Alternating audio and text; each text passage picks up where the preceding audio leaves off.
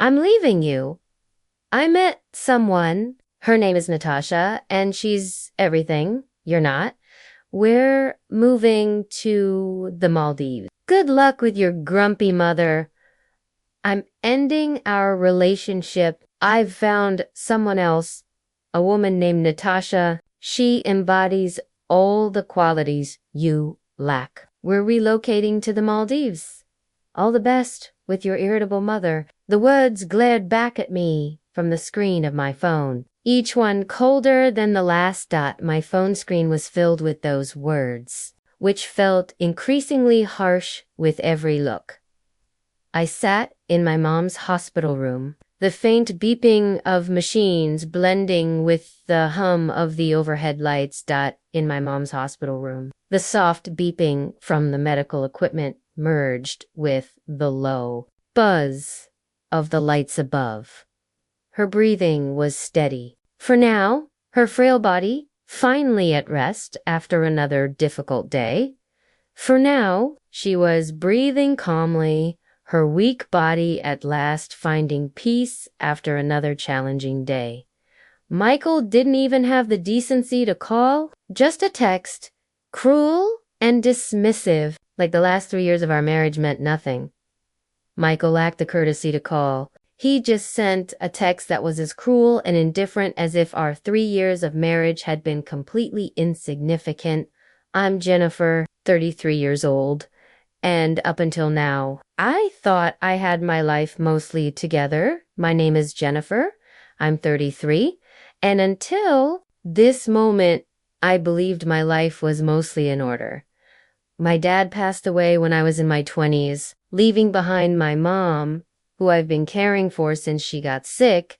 My father died in my 20s, and I've been looking after my mom since her illness began. Michael always made it clear that he wasn't a fan of this arrangement. Michael had never been subtle about his dislike of this situation. It's not like she's your responsibility, he'd say, rolling his eyes when I had to miss a dinner or cancel plans to take care of her. You need to focus on us, not her. She isn't your responsibility.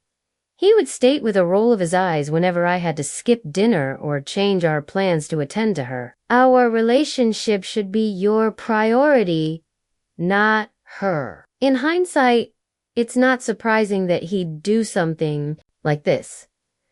Looking back, his actions now make complete sense. Michael had always been selfish, but I thought I could handle it, thought I could help him grow into someone better. Michael was always self-centered, but I believed I could manage it and even help him evolve into a better person. I reread the text and put my phone away. There was no point dwelling on it. Now, my focus needed to be on my mom. After reading the message again, I put my phone down. There was no benefit in focusing on it. My mom was what mattered. When I finally left the hospital late that night and headed back home, the full weight of Michael's betrayal began to sink in. The reality of Michael's betrayal truly hit me as I left the hospital late that night and made my way home. I opened the door to the house we shared, a space that suddenly felt unfamiliar, and let out a deep sigh as I dropped my bag onto the couch, the door to our shared home. A place that now felt strange opened to me. I let out a heavy sigh as I put my bag on the couch. Something caught my eye. The diamond necklace my dad had given me, sitting exactly where I'd left it on my dresser, or at least I thought it was the necklace. I noticed something on my dresser, my dad's diamond necklace, positioned right where I'd left it, or so I believed. I picked it up, turning it over in my hands. It looked right at first glance, but something felt off. I picked it up and examined it. It appeared correct initially, but something didn't feel right. It seemed lighter than I remembered. I traced my finger along the clasp, noting the faint scratch marks that hadn't been there before. It felt less heavy than I recalled. As I ran my finger over the clasp, I saw subtle scratches that hadn't been there previously. A wave of unease washed over me, but I pushed it aside. Maybe I was just tired. I felt a sense of apprehension but dismissed it, attributing it to my exhaustion. An hour later, as I was unpacking, my phone buzzed with an alert. I glanced at the screen and froze. About an hour later, while I was unpacking, my phone vibrated with a notification. I looked at the screen and stopped moving. Security alert? Item has been moved from its designated location. Security alert! An item has been relocated from its intended place. I stared at the notification. Indisbelief.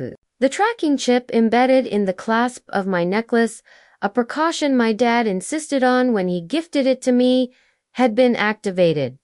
I couldn't believe the notification. The tracking chip my dad had insisted on embedding in the necklace's clasp had been triggered. The system had a delay, so Michael should have taken it a few hours earlier. The tracking system had a delay, meaning Michael had likely taken it a couple of hours ago. The real necklace wasn't here. Michael didn't just leave me. He stole it. This wasn't the actual necklace. Michael hadn't just abandoned me. He had stolen it. My hands tightened around the fake as I sat down. My mind racing. My grip on the imitation necklace tightened as I sat down. My thoughts in a frenzy. Michael thought he could betray me and run away with his mistress. He had no idea who he was dealing with. Michael believed he could betray me and escape with his mistress. He was completely wrong about the kind of person I was. The realization hit me like a wave. Michael hadn't just walked out on me. He'd taken the most precious thing I owned. The full scope of the situation dawned on me. Michael didn't just leave. He took the most valuable thing I had, sitting on the couch with the fake necklace in my hands. My mind raced through every possibility, holding the fake necklace on the couch. My mind considered all the different scenarios. When had he done it? How long had he been planning this? When did this happen? How long had he been plotting it? The thought of him sneaking into our bedroom, replacing the necklace with a cheap faux, made my stomach churn. The idea of him secretly entering our room and swapping the necklace with a cheap imitation made me feel sick. The diamond necklace wasn't just jewelry, it was my dad's final gift to me, a symbol of his love and pride. This wasn't just a piece of jewelry, it was my father's last gift, a representation of his affection and respect for me. Losing him had been the hardest thing I'd ever faced, and this necklace was one of the few tangible pieces of him I had left. His death was the most difficult experience of my life, and this necklace was one of the last physical items I had to remember him by. Michael knew that. He knew what it meant to me, and he still took it. Michael was aware of this. He knew its importance to me, yet he still stole it. I opened the tracking app tied to the security chip embedded in the real necklace. The blinking dot on the map told me exactly where it had been taken, a pawn shop 3 miles away. I opened the app linked to the tracking chip in the real necklace. The blinking icon on the map showed me its precise location, a pawn shop 3 miles from here. My jaw tightened as the anger began to build. How dare he? As my anger grew, my jaw clenched. How could he? The realization settled deeper into my bones. Michael had been planning this for a while. The truth sank in. Michael's plan had been in motion for some time. His abrupt text message, the way he didn't even try to justify his actions, it was all part of his escape plan. His sudden text and refusal to explain himself were all components of his plan to leave. But the question remained, why? But one question still lingered.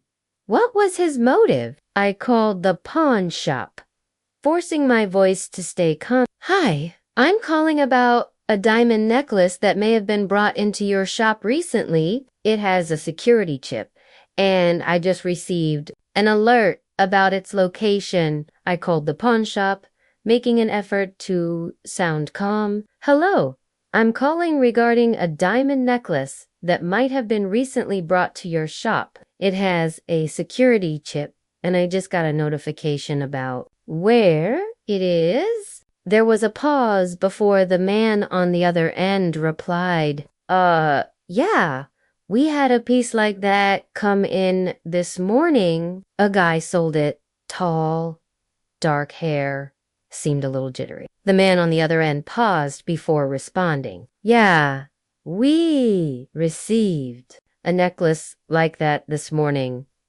A guy sold it. He was tall, had dark hair, and seemed a bit nervous. Michael, I said, my heart pounding. Do you still have it? That's Michael, I said, my heart racing. Is it still there? Not anymore, he said. We reported it to the authorities when we noticed the security chip. It flagged as stolen, so it's out of our hands now. You might want to contact law enforcement. No, he replied. We notified the police when we saw the security chip. It was flagged as stolen, so it's no longer our responsibility. You should probably get in touch with the police. I hung up and stared at the wall, the full weight of the situation sinking in. Michael had not only betrayed me, he had stolen from me and left a trail of evidence behind.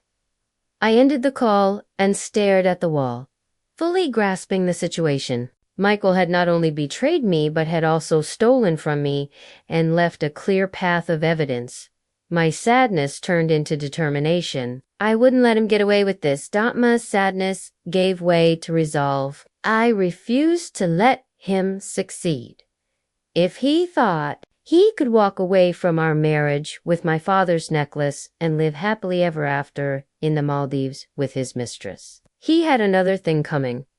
If he believed he could end our marriage, steal my father's necklace, and live a happy life in the Maldives with his mistress, he was mistaken.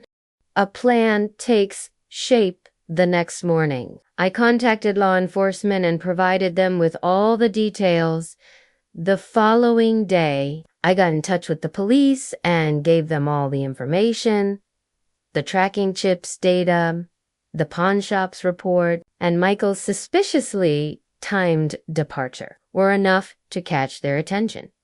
The police took notice of the tracking chips data, the pawn shop's report, and Michael's departure, which seemed to be timed with the theft. An investigator from the FBI got involved, and they assured me that cases like this weren't uncommon. An FBI investigator became involved and told me that this type of case was not unusual. We'll handle it, the agent said firmly. A high-value item like this won't just disappear. We'll take care of it.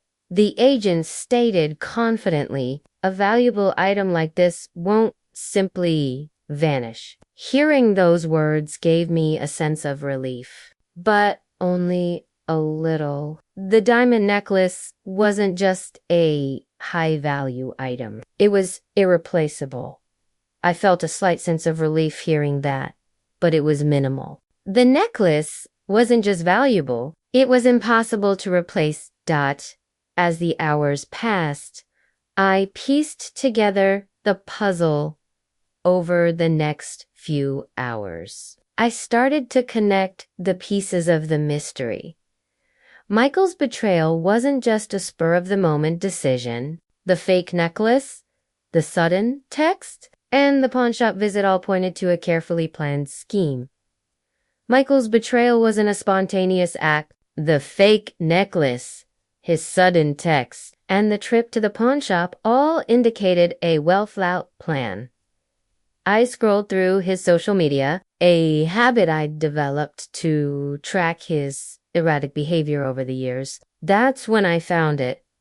I checked his social media, something I had gotten used to doing to monitor his unpredictable behavior over the years. That's when I saw it. A photo posted just a few hours earlier, Michael was lounging on a pristine white sand beach, sunglasses on, a cocktail in hand. A picture had been posted just a few hours earlier. Michael was relaxing on a perfect white sand beach, wearing sunglasses and holding a drink. Sitting next to him, grinning like she'd won the lottery, was Natasha. Natasha was next to him, smiling as if she had just won the lottery. She was everything. He claimed I wasn't. Young, carefree, and utterly clueless about the mess he'd left behind. She was the opposite of everything he accused me of being. Young, free-spirited, and completely unaware of the chaos he had created. The caption read, "Finally living the dream. Maldives life. New beginnings." The caption said, "Finally living the dream.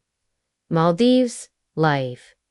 New beginnings." My stomach churned, but not with sadness. Anger bubbled to the surface, sharp and unrelenting.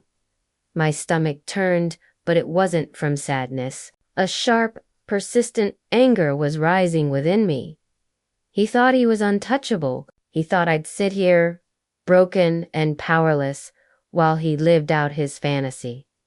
He believed he was invincible. He thought I'd be left here, broken and helpless, while he lived his dream life. But Michael didn't know me as well as he thought. But Michael didn't really know me at all. I spent the rest of the day gathering every piece of evidence I could find. Bank statements, messages, even receipts from the pawn shop that the investigator forwarded to me. That I spent the rest of the day collecting all the evidence I could find, including bank statements, messages, and the pawn shop receipts that the investigator had sent me. Each document painted a picture of a man desperate to escape his failures, willing to betray the person who had supported him through every stumble. Every document revealed a man desperate to get away from his problems, a man willing to betray the person who had been there for him through everything that evening. The investigator called with an update. "We've traced the funds he received from the pawn shop. It looks like he funneled the money into an offshore account before leaving for the Maldives." That evening, the investigator called with news. "We've tracked the money he got from the pawn shop. It seems he put the money into a foreign account before going to the Maldives. We're coordinating with local authorities there to freeze the account and recover the necklace." We are working with the local authorities there to freeze the account and get the necklace back. A small smile tugged at the corners of my mouth. Michael had no idea that the fantasy he'd built for himself was already crumbling. A faint smile formed on my lips. Michael had no idea that his perfect life was already falling apart. I logged off my computer and sat back, holding the fake necklace in my hands. The rage I'd felt earlier was still there, but it was tempered now with something else. Determination. I shut down my computer, leaned back, and held the fake necklace. The anger from before was still there, but now it was mixed with a new feeling. Determination. Michael thought he'd won. But this was just the beginning. Michael believed he had won, but this was only the start. Justice is coming the next morning. I walked into the investigator's office with a folder full of documents. The next morning, I went to the investigator's office carrying a folder filled with papers. My hands trembled slightly, but I wasn't going to let nerves get the better of me. This wasn't just about the necklace. It was about justice. My hands shook a little, but I wouldn't let my anxiety take over. This was no longer just about the necklace. It was about getting justice. Detective Chambers greeted me with a firm handshake. Jennifer, thank you for coming in. Let's go over everything you've brought. Detective Chambers greeted me with a strong handshake. Jennifer, thanks for coming in. Let's review everything you have. I laid out the evidence meticulously. Bank statements highlighting suspicious withdrawals, text messages showing Michael's erratic behavior, and even the receipts forwarded from the pawn shop. I carefully presented the evidence. Bank statements with suspicious withdrawals, highlighted text messages that showed Michael's unpredictable behavior, and even the pawn shop receipts that had been sent to me. This is everything I could find, I said, my voice steady. He didn't just take the necklace. He's been funneling money out of our joint account for months. This is all I could find, I said calmly. He didn't just steal the necklace. He's been moving money from our shared account for months. Chambers nodded, his sharp eyes scanning through the papers. You've done a lot of the legwork for us. This gives us a strong starting point. Chambers nodded, his sharp gaze moving over the documents. You've done most of the work for us. This gives us a solid foundation to start with. He turned his attention to the tracking chip data I had provided earlier. The chip signal stopped when the necklace entered customs in the Maldives. He then looked at the tracking chip data I had given him earlier. The chip's signal stopped when the necklace went through customs in the Maldives. We've already flagged the item with authorities there, but it's a complex process. International cases like this require collaboration with local officials. We've already flagged the item with the authorities there, but it's a complicated process. International cases like this need the cooperation of local officials. Hearing this should have made me feel helpless, but it didn't. For the first time since Michael's betrayal, I felt like I had allies on my side. This information should have made me feel powerless, but it didn't. For the first time since Michael's betrayal, I felt like I had people on my side.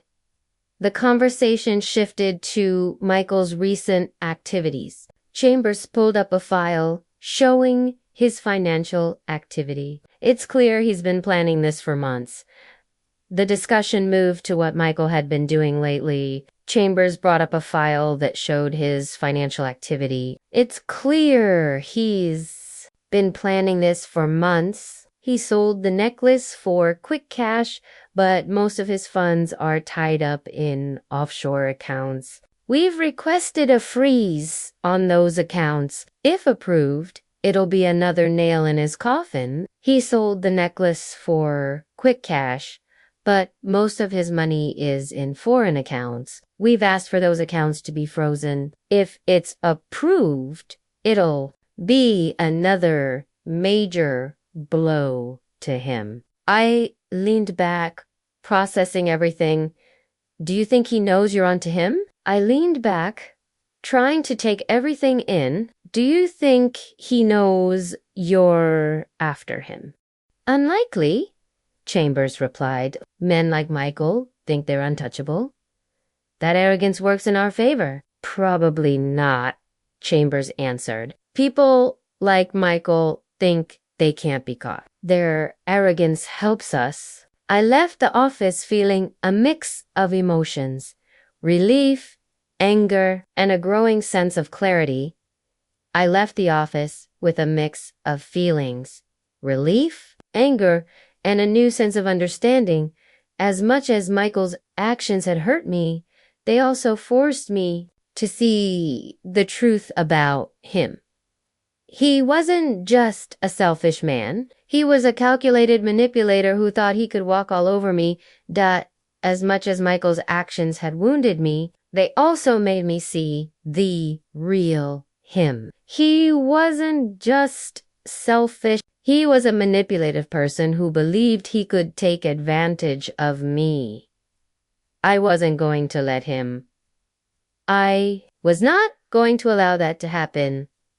That evening, I called my mom to check on her. Hearing her voice, frail but full of warmth, reminded me of why I was fighting so hard. That night, I called my mom to see how she was doing. Her voice, though weak, was so warm, and it reminded me why I was fighting so hard. She'd always been my rock. And now it was my turn to be strong for both of us. She had always been my support system. And now it was my turn to be strong for both of us. Before bed, I received a text from Chambers. The case is moving forward. Stay strong, Jennifer. We'll get him. Before going to sleep, I got a text from Chambers. The case is progressing. Stay strong, Jennifer. We will catch him. I slept soundly, knowing justice was within reach. I slept peacefully, knowing that justice was close. The walls close in Michael's Instagram posts became a daily ritual for me, a strange mix of masochism and motivation. Checking Michael's Instagram became a daily habit for me, a weird mix of self-torment and inspiration. Every picture was a reminder of his betrayal, but they also fueled my determination. Each photo was a reminder of his betrayal, but it also fueled my resolve. One morning, I scrolled through his latest post, a selfie of him and Natasha lounging by an infinity pool. One morning, I saw his latest post, a selfie of him and Natasha relaxing by an infinity pool. Her oversized sun hat shielded her smug grin while Michael held up a glass of champagne. Her huge sun hat hid her smug smile as Michael held up a glass of champagne. The caption read, "Living life without limits. Maldives paradise. Couple goals." The caption said, "Living life without limits. Maldives paradise. Couple goals." I scoffed, shaking my head. Couple goals? More like criminal goals. I let out a sarcastic laugh and shook my head. Couple goals? More like criminal goals. Unbeknownst to Michael, the walls were closing in. Without Michael's knowledge, things were closing in on him. Detective Chambers had updated me earlier that morning. "We've confirmed his offshore account was frozen yesterday. He likely hasn't realized it yet, but once he does, he'll start scrambling. That's when mistakes happen." Detective Chambers had told me that morning that his foreign account was frozen the day before. He said Michael likely hadn't noticed yet, but when he did, he'd panic and make mistakes. Chambers wasn't wrong. The next day, Michael posted a story featuring a shopping spree at a luxury boutique. Chambers was right. The next day, Michael posted a story about a shopping trip at an expensive boutique. Natasha paraded around in a designer dress, spinning for the camera while Michael narrated, "Anything for my queen." Natasha twirled around in a designer dress for the camera and Michael said, "Anything for my queen." But the cracks were starting to show. I noticed his posts became less frequent and shorter, as if he were too preoccupied to craft his usual captions. But the cracks were beginning to show. I noticed his posts were less frequent and shorter, as if he was too busy to write his usual captions. Later that week, I received a call from Chambers. "Jennifer, we have news. The Maldivian authorities have officially flagged Michael. They're preparing to issue an arrest warrant based on the charges we've filed."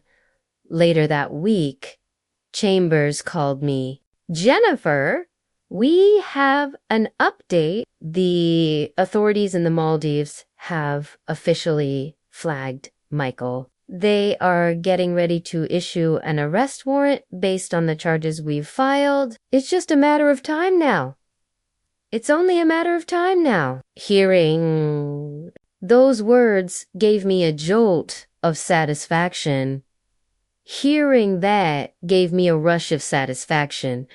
Michael had played his cards, thinking he held all the power. Now his house of lies was crumbling, and he had no idea. Michael had made his moves, thinking he was in control. Now, his web of lies was falling apart, and he was completely unaware. Meanwhile, Natasha seemed blissfully unaware of the storm brewing around her. Another photo appeared on Michael's feed that evening. The two of them snorkeling in crystal clear water. Meanwhile, Natasha seemed to have no idea of the trouble ahead. Another photo appeared on Michael's page that evening. The two of them snorkeling in clear water. Da stared at the screen, wondering if Natasha knew the kind of man she was with.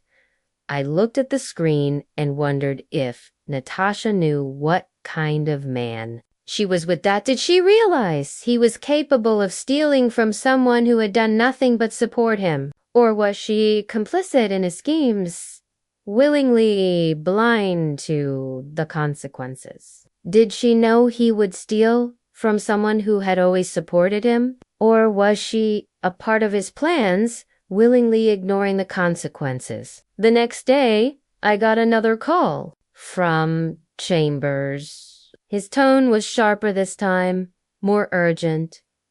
The next day, Chambers called again, and his voice was more urgent. "Jennifer, the arrest warrant has been issued. Local authorities are tracking Michael's movements now. If all goes smoothly, they'll have him in custody within 48 hours. Jennifer, the arrest warrant is out. Local authorities are tracking Michael's location now. If everything goes as planned, they will have him in custody within 48 hours. I hung up the phone and allowed myself a small smile. Michael was still sipping cocktails and snapping photos, utterly oblivious to the fact that his perfect little world was about to implode. I ended the call and let myself smile a little. Michael was still drinking cocktails and taking pictures, completely unaware that his perfect life was about to end. Soon, he wouldn't be able to run. His fantasy life in paradise would become the nightmare he deserved. Soon, he would have nowhere to go. His paradise fantasy would become the nightmare he deserved. The final call 2 days later, I got the call I had been waiting for. "Jennifer, we've got him," Detective Chambers said, his voice filled with quiet satisfaction. 2 days later, I received the call I was waiting for. "Jennifer, we have him," Detective Chambers said, sounding quietly satisfied. "Michael was taken into custody this morning in the Maldives. Local authorities intercepted him at his resort. Michael was arrested this morning in the Maldives. Local authorities found him at his resort. The rush of relief hit me so hard I had to sit down. What happens now? I asked, barely able to contain the mix of emotions swirling inside me.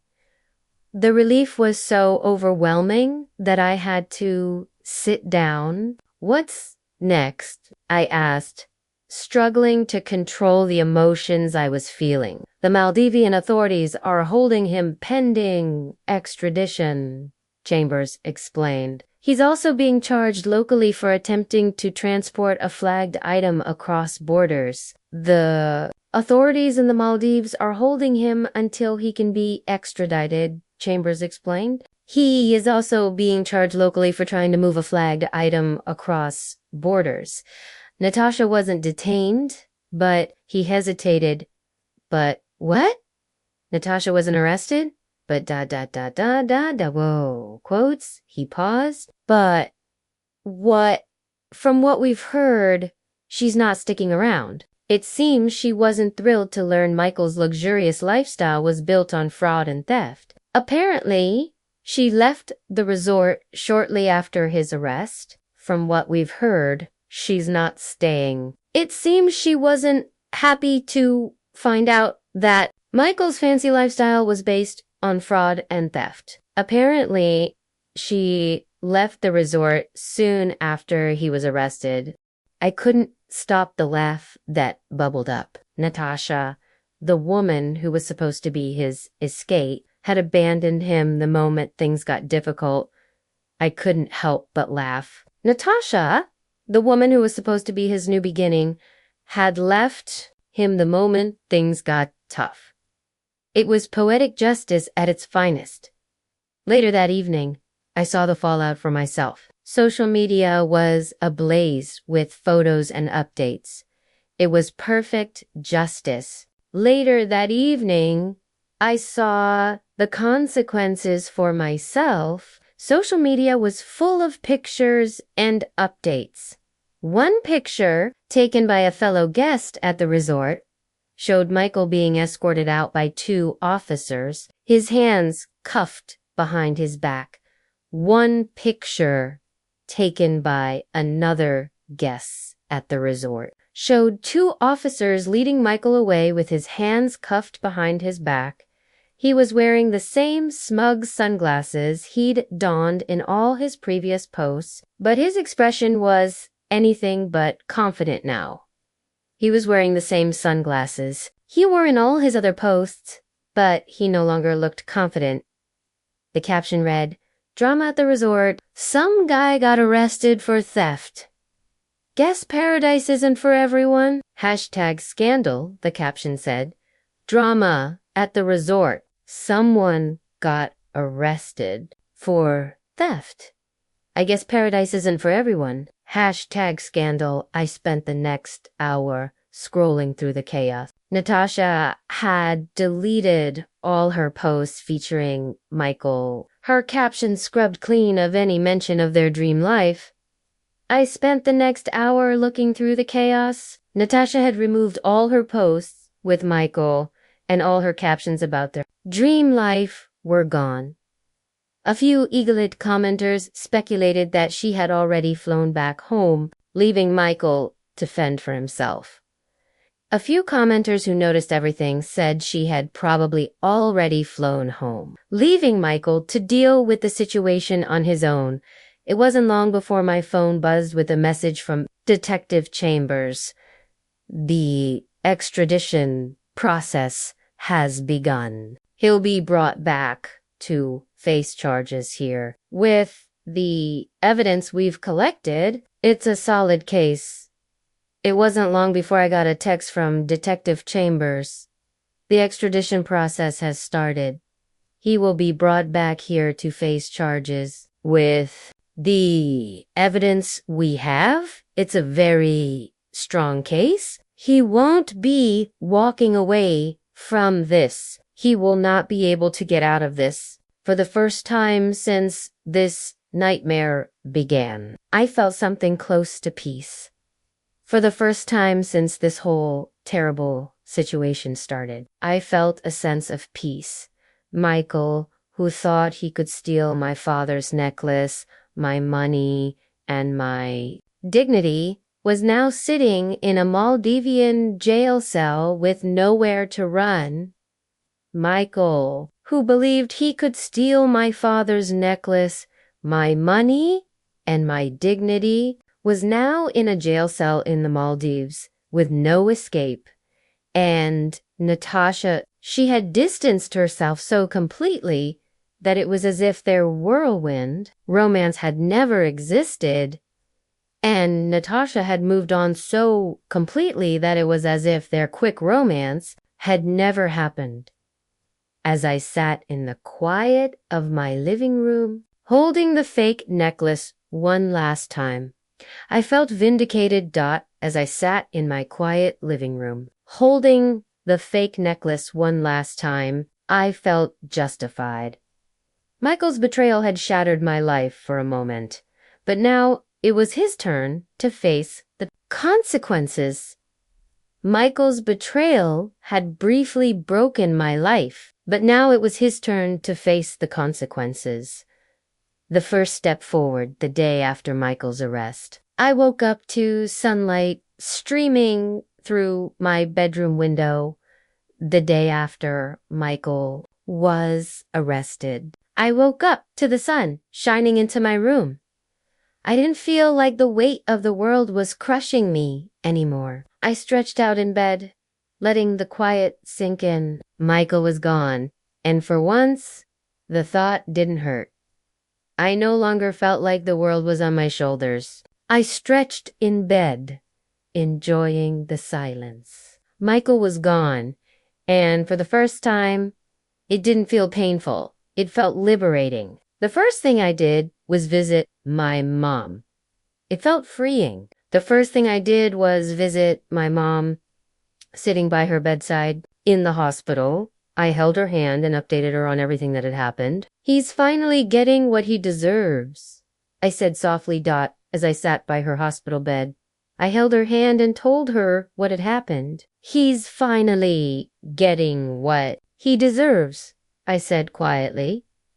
My mom, frail but always sharp, squeezed my hand weakly. "You're stronger than you think, Jennifer." I've always known that. My mom, who was weak but still sharp, gave my hand a weak squeeze. "You're stronger than you realize, Jennifer." I've always known that. Her words stayed with me long after I left. I realized that despite the heartbreak and betrayal, I had stood firm. Her words stayed with me. I realized that despite the pain and betrayal, I had remained strong. I didn't let Michael's actions destroy me. I fought back, and now it was time to start focusing on what truly mattered, rebuilding my life. I didn't let Michael's actions ruin me. I fought back, and now it was time to focus on what was really important, putting my life back together. I started small. I cleared out the house, removing every trace of Michael. I began with small steps. I cleaned out the house, getting rid of everything that reminded me of Michael Dots, his clothes, his cologne, even the tacky souvenirs he insisted on keeping. They all went into garbage bags. With each item I tossed, I felt a little lighter, as if I were reclaiming my space, my sanity, and my identity. His clothes, his cologne, and even the cheap souvenirs he wanted to keep, they all went into trash bags. With each item I threw away, I felt a little freer, like I was taking back my home, my peace of mind, and who I was. I also spent more time with my mom, organizing her medical care and ensuring she had everything she needed. Her smile, though faint, reminded me of why I had fought so hard in the first place. I also spent more time with my mom, managing her medical care and making sure she had everything she needed. Her smile, even though it was weak, reminded me why I had fought so hard. The next step was my career. Michael had drained some of our finances, but I wasn't starting from zero. The next thing was my career. Michael had taken some of our money, but I wasn't starting over from nothing. My savings, combined with the funds I managed to recover, gave me a foundation. I reached out to my former boss, a supportive woman named Ellen, who had always believed in me. My savings, along with the money I was able to get back, gave me a starting point. I contacted my old boss, Ellen, a supportive woman who had always believed in me. When I explained my situation, Ellen didn't hesitate. "Come back whenever you're ready," she said. "We've missed having you on the team." When I told her what had happened, Ellen didn't hesitate. "Come back when you're ready," she said. "We've missed you on the team." Her words were a lifeline. Within weeks, I was back at work, diving into projects that reignited my passion. Her words were a huge help. Within a few weeks, I was back at work, starting projects that I was passionate about again. The familiar routines helped me regain a sense of stability. But this time, I set clear boundaries. No more working late into the night to appease Michael. The familiar routines helped me feel stable again, but this time, I set clear limits. I wouldn't work late to please Michael anymore. My time was mine, and I wasn't giving it away again. I also reconnected with friends I had drifted away from during my marriage. My time belonged to me, and I wouldn't give it away again. I also got back in touch with friends I had lost touch with during my marriage. Over coffee and long conversations, I realized how much I had missed these relationships. They reminded me of the person I had been before Michael, someone independent, driven, and full of life. Over coffee and long talks, I realized how much I had missed these friendships. They reminded me of the person I was before Michael, independent, motivated, and full of life. Every evening, I spent time journaling, reflecting on my journey. The entries weren't always positive. There were still moments of anger and sadness, but they were honest. Every night, I wrote in a journal, thinking about my journey. My entries weren't always positive. Sometimes there was still anger and sadness, but they were honest. Writing helped me process everything I had endured and reminded me of the strength I had found within myself. Writing helped me deal with everything I had gone through and reminded me of the strength I had found inside myself. One night, as I was flipping through old photos, I came across a picture of my dad. He was grinning at the camera, the sunlight catching the necklace that now rested safely in my jewelry box. One night, while looking at old pictures, I found one of my dad. He was smiling at the camera, and the sun was shining on the necklace. That was now safe in my jewelry box. "I did it, Dad," I whispered, holding the photo close. "I didn't let him win." "I did it, Dad," I whispered, holding the picture close. "I didn't let him win." The next day, I made a promise to myself. No more living in the past. Michael's chapter in my life was over. Now, it was time to focus on me, my mom, and the future we still had ahead of us. The next day, I promised myself to stop living in the past. Michael was no longer a part of my story. Now, it was time to focus on myself, my mom, and the future we still had. A call from the past. It was a quiet evening when I got the message. At first, I didn't recognize the number. On a quiet evening, I received a message. I didn't know the number. At first, the text read, "Jennifer, this is Natasha. I know I'm the last person you want to hear from, but I need to tell you something. Please call me." The text said, "Jennifer, this is Natasha. I know you don't want to hear from me, but I need to tell you something. Please call." I stared at the screen, my initial reaction a mix of anger and disbelief. Natasha, the woman who had helped Michael shatter my life, was now reaching out. I looked at the screen, feeling a mix of anger and disbelief. Natasha, the woman who had helped Michael ruin my life, was contacting me. The nerve! I debated ignoring it, but curiosity got the better of me. With a deep breath, I dialed the number. The audacity. I thought about ignoring it, but I was too curious. I took a deep breath and called the number. She answered almost immediately, her voice trembling. "Jennifer, thank you for calling." "I'm so sorry for everything," Natasha began, her words tumbling over one another. I didn't know the full extent of what Michael had done. She answered right away, her voice shaking. "Jennifer, thank you for calling. I'm so sorry for everything." Natasha started talking quickly.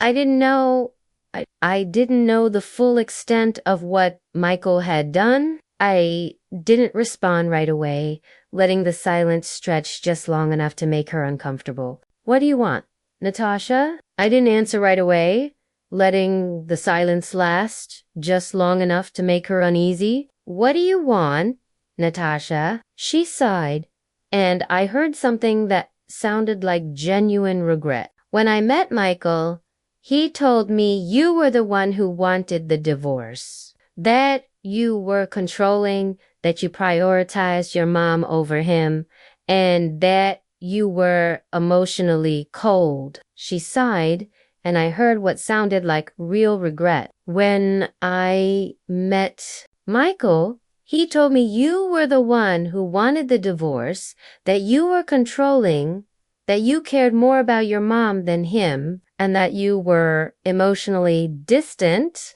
I clenched my jaw, the old familiar anger bubbling up. "And you believed him." I clenched my jaw, and the familiar anger rose up. "And you believed him." "I did," she admitted, at first. "But over the past few weeks, I started noticing inconsistencies. He lied about so many things. Jennifer, about his finances, about why he left you, even about how he got the necklace. When I found out it was stolen, I couldn't look at him the same way." "I did," she admitted, "at first. But in the past few weeks, I started to notice things that didn't add up. He lied about so much. Jennifer, his money, why he left you, and even how he got the necklace. When I found out it was stolen, I couldn't see him the same way." There was a pause, and then she added, "I left him the day he was arrested. I flew back home, and I've been trying to make sense of everything since. I just I felt like you deserved to know." There was a pause, and then she added, "I left him the day he was arrested. I flew home, and I've been trying to understand everything since. I felt like you needed to know." I let out a bitter laugh. "And what do you expect from me? Forgiveness? Sympathy?" I laughed bitterly. "And what do you want from me? Forgiveness? Pity?" "No," Natasha said quickly. "I don't deserve that. I just wanted to apologize and to tell you that Michael didn't just hurt you. He hurt me, too, in ways I didn't realize until it was too late. He's a master manipulator. No, Natasha said quickly. I don't deserve that. I just wanted to say I'm sorry and tell you that Michael didn't just hurt you. He also hurt me in ways I didn't realize until it was too late. He's a master manipulator. Her words hung in the air, and for a moment I considered the weight of them. I didn't trust her, not completely, but I could see the cracks in her confidence. Her words stayed in the air, and for a moment, I thought about what she said. I didn't trust her completely, but I could see that she was not confident. Michael had used her just as he'd used me. I appreciate the apology, I said finally, my tone clipped but civil. But this doesn't change anything. I'm moving on from Michael, and I suggest you do the same. Michael had used her just like he had used me. I appreciate the apology, I finally said, my tone short but polite. But this changes nothing. I'm moving on from Michael, and I think you should, too. Natasha let out a shaky breath. I will. Thank you for listening. Natasha let out a shaky breath. I will. Thank you for listening. When the call ended, I sat in silence, staring at my phone. A part of me felt validated. Michael's lies had caught up to him in every way possible. When the call ended, I sat in silence, looking at my phone. A part of me felt vindicated. Michael's lies had finally caught up to him in every possible way, but I wasn't going to dwell on Natasha's words or her remorse. This wasn't about her or Michael anymore. It was about me reclaiming my life, but I wasn't going to focus on Natasha's words or her regret. This wasn't about her or Michael anymore. It was about me taking back my life. I got up and put my phone away, focusing instead on the future I was building. Michael's betrayal had once consumed me, but now it was nothing more than a chapter I had already closed. I got up and put my phone away, focusing instead on the future I was creating. Michael's betrayal had once consumed me, but now it was just a finished chapter. Coming home. Call came on a crisp Tuesday morning. Detective Chambers' familiar voice carried a note of satisfaction. The call came on a clear Tuesday morning. Detective Chambers' voice, which I was used to, sounded satisfied. Jennifer, I have good news, he said. The necklace has been officially recovered and is being returned to you. It should be back in your possession by the end of the week. Jennifer, I have some good news, he said. The necklace has been officially found and is being returned to you. You should have it back by the end of the week. For a moment, I couldn't speak. Relief washed over me, mixed with a profound sense of closure. Thank you. I finally managed, my voice steady but full of emotion. This means more than you know. For a moment, I couldn't say anything. I felt a wave of relief, along with a deep sense of closure. Thank you, I finally said, my voice steady but emotional. This means so much to me. There's more, Chambers continued. Michael's trial date has been set, and with the charges and evidence stacked against him, it's almost certain he'll face significant prison time. Justice is on its way.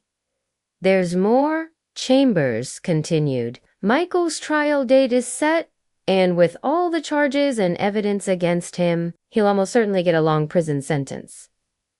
Justice is coming. Hearing those words felt like the final piece of a puzzle falling into place. Michael, who had tried to destroy me, would finally face the consequences of his actions. Hearing that felt like the last piece of a puzzle fitting together. Michael, who had tried to ruin me, would finally face the results of what he had done. When I hung up, I sat in quiet reflection. My father's necklace, the one tangible connection to his love and strength, was coming home. When I hung up, I sat and thought quietly. My father's necklace, the one physical connection to his love and strength, was returning to me. Michael's theft had been a desperate attempt to erase my sense of stability, but it had only proven how resilient I truly was. Looking out the window, I felt a surge of pride. Michael's theft was a desperate attempt to take away my stability, but it had only shown me how strong I truly was. As I looked out the window, I felt a surge of pride. I had faced betrayal, fought back, and emerged stronger. The day the necklace arrived, I picked it up from the investigator's office. I had faced betrayal, fought back, and come out stronger. The day the necklace arrived, I went to the investigator's office to pick it up